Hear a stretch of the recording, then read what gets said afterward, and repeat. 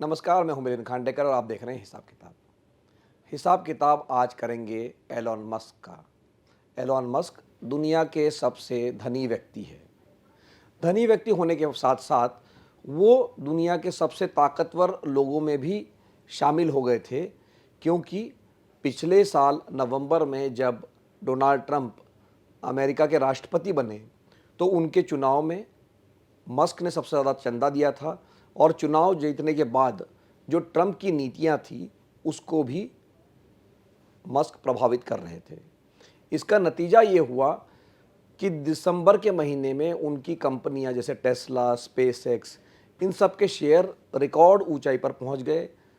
खुद मस्क की भी जो संपत्ति है वो ऑल टाइम हाई चली गई। लेकिन ये बात तो थी दिसंबर की।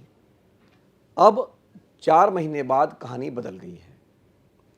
टेस्ला के शेयरों की कीमत लगभग आधी हो गई है। टेस्ला जो कार है उसकी बिक्री भी कम हुई है और मुनाफा भी कम हुआ है। तो इस सबके चलते मस्क को पिछले हफ्ते ये ऐलान करना पड़ा कि अब वो राजनीति में कम, बिजनेस पर ज़्यादा ध्यान देंगे। तो आज हिसाब किताब करेंगे कि मस्क को लौट के टेस्ला पर वापस क्यों आना पड़ा। तो जैसा कि आप जानते हैं कि मस्क सबसे अमीर व्यक्ति तो है ही दुनिया के, लेकिन ये जो उनके अमीर बनने की कहानी है इसके पीछे भी टेक्नोलॉजी है।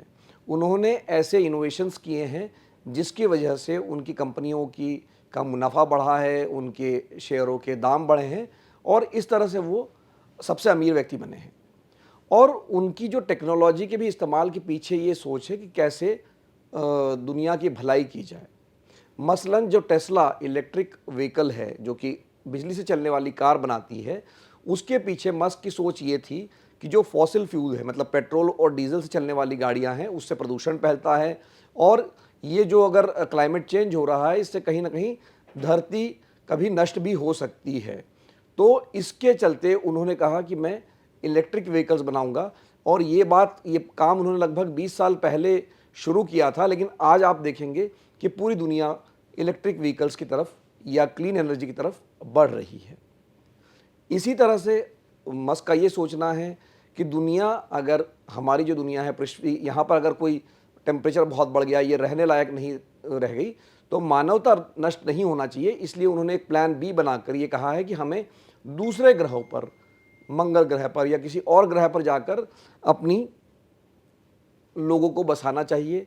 इसीलिए उन्होंने स्पेस एक्स, जो कि अंतरिक्ष में अन्य ग्रहों पर वहाँ पर उपग्रह भेजती है वो, या वहाँ पर रॉकेट लॉन्चर चलाती है, वहाँ पर स्पेस में भी लोगों को लेती और ले जाती है। तो इसके पीछे भी ये सोच है कि एक दूसरा, हमारे पास एक दूसरी पृथ्वी होना चाहिए, एक दूसरा ग्रह होना चाहिए जहाँ हम रह सके। तो मस्क से पहले स्पेस एजेंसी का काम आमतौर पे सरकार करती थी, प्राइवेट सेक्टर का कोई रोल होता नहीं था।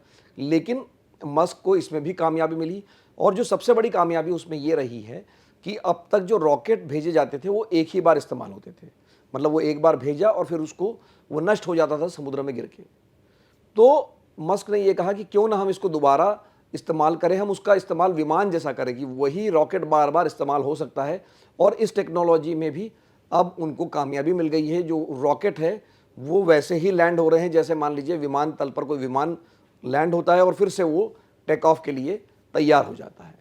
तो ये दो काम जो किए उन्होंने, एक इलेक्ट्रिक व्हीकल वाला और एक स्पेसएक्स वाला, इससे न केवल उनको पैसे मिले, नई आइडिया भी दुनिया को मिली टेक्नोलॉजी के इस्तेमाल को लेकर, जिससे कि दुनिया का भला हो सके।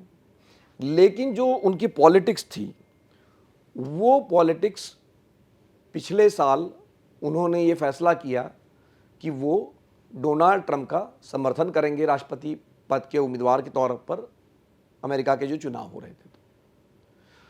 तो उन्होंने जो पूरी तरह से उनके कैंपेन की, उनके प्रचार की जिम्मेदारी ले ली। जो एक्स यानी जो ट्विटर है उसके भी वो मालिक है, वहाँ भी उन्होंने जमकर प्रचार किया ट्रंप का।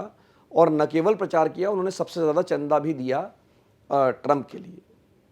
तो जब जीत गए चुनाव तो ऐसा लगा कि अब सब बातों में मस्क की ही बात चलेगी और चलने भी लग गई, क्योंकि ट्रंप इस बात के लिए राज़ी हो गए, जो मस्क की सलाह थी कि सरकार में बहुत फालतू के खर्च होते हैं और उनको कटौती करने के लिए एक डिपार्टमेंट बनाया जाए, उसको नाम दिया गया DOGE, DOGE, department of government efficiency, जिसका काम यह है कि वो कटौती करे, लोगों को वो जो फालतू के खर्चे हैं सरकार के वो कम करे। तो यहाँ तक तो सब ठीक था, लेकिन जो मस्क की ये पॉलिटिक्स थी उसका उनके बिजनेस पर असर पड़ने लगा। क्योंकि देखिए, जो लोग इलेक्ट्रिक व्हीकल्स खरीदते थे वो आमतौर पे माना जाता है कि उनकी सोच लिबरल है, वो चाहते हैं, उनको लगता है कि क्लाइमेट चेंज हो सकता है और दुनिया की भलाई के लिए हमको इलेक्ट्रिक व्हीकल्स इस्तेमाल करना चाहिए। लेकिन मस्क जिनका समर्थन कर रहे हैं डोनाल्ड ट्रंप, उनका इसमें यकीन नहीं है, उनको लगता है ये क्लाइमेट चेंज फिजूल की बातें हैं। तो यहाँ तक कि उन्होंने अब कोयले का भी इस्तेमाल वापस बढ़ाने के लिए अमेरिका में अनुमति दे दी है ट्रंप ने। तो ये पहला आप कह सकते हैं विरोधाभास रहा है कि एक तरफ मस्क दुनिया को बचाना चाहते हैं इसलिए वो इलेक्ट्रिक व्हीकल्स बनाते हैं और दूसरी तरफ डोनाल्ड ट्रंप का इसमें कोई विश्वास नहीं रहा है।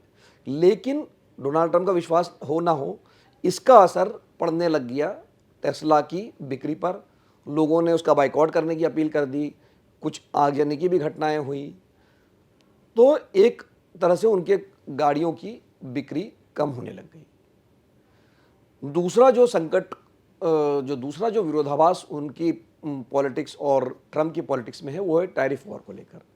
देखिए, मस्क अमेरिका में गाड़ियां ज़रूर बनाते हैं, लेकिन उनका प्लांट जर्मनी में भी है, चीन में भी है, और जो गाड़ी बनती है उसमें पूरी दुनिया से एक तरह से सप्लाई चेन जुड़ी हुई है। तो मस्क का ये मानना था कि ये टैरिफ वगैरह से कोई बहुत ज़्यादा फ़ायदा हमें नहीं होगा, बिज़नेस को फ़ायदा नहीं होगा। तो उसका उन्होंने पहले कुछ विरोध भी किया, बाद में उनका सुर थोड़ा धीमा पड़ गया।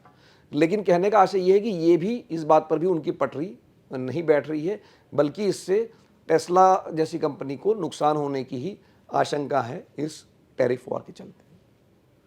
तो ये दो चीज़ें जो रही, जैसे मैंने कहा कि उनकी और ट्रंप की जो विचारों में मेल नहीं खा रहा था, लेकिन इसमें जो कील ठोकी वो थी कि टेस्ला का जो प्रॉफिट है वो गिर गया, उसका बिक्री गिर गई। और इस सब के बीच में चीन की एक कंपनी है, आपने नाम सुना होगा, BYD। तो BYD जो है वो पिछले साल उसने टेस्ला को मात दे दी। उसकी गाड़ियाँ, कोई 42 लाख गाड़ियाँ उसने बेची दुनिया में, ज़्यादातर चीन में ही बिकी, जबकि टेस्ला जिसका मुख्य रूप से मार्केट अमेरिका में है, दूसरा बड़ा मार्केट चीन है, वो सिर्फ 17-18 लाख गाड़ियाँ ही बेच पाया। तो एक तो ये जो पॉलिटिक्स थी वो उन पर हावी पड़ रही थी, और दूसरा जो BYD जो चीन की कंपनी है वो चूँकि सस्ते मॉडल बना रही है, अच्छे मॉडल बना रही है, वो कम से कम बिक्री में टेस्ला को मात दे रही है।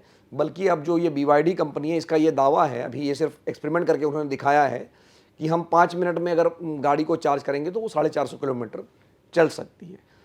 तो जिस तेज़ी से BYD कंपनी बढ़ रही है वो भी एक कारण है कि मस्क को अब अपनी कंपनी टेस्ला पर ध्यान देना पड़ेगा। और जो उन्होंने मूल काम लिया था सरकार में खर्चे की कटौती के लिए, वो भी जितनी हवा बनाई थी, सचमुच में उतना काम हो नहीं पाया है।